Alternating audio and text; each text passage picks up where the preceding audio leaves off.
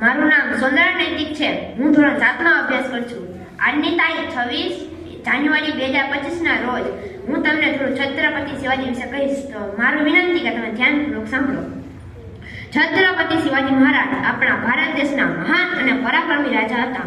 તેમનો જન્મ 19મી ફેબ્રુઆરી 1630ના રોજ મહારાષ્ટ્રના શિવનેરી કિલ્લામાં થયો હતો. તેમના પિતા શાહજી ભોસલે, માતા જીજાબાઈ અને તેમના ગુરુ સમર્થ રામદાસ હતા. છત્રપતિ શિવાજી મહારાજ બાળપણથી વીર અને સાહસી હતા.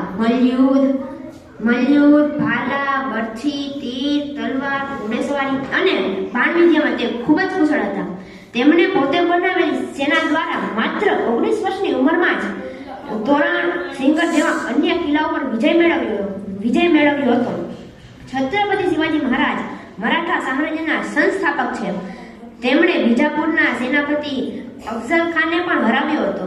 તેમણે દિલ્હીના મુઘલ સમ્રાટ ઔરંગઝેબ સાથે પણ તેને લડાઈ લડી હતી.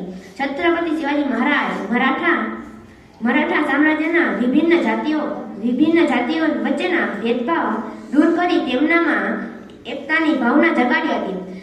છત્રપતિ શિવાજી મહારાજ પહેલા એવા રાજા હતા જેમણે કોંકણના પક્ષ માટે નૌસેનાની રચના કરી હતી.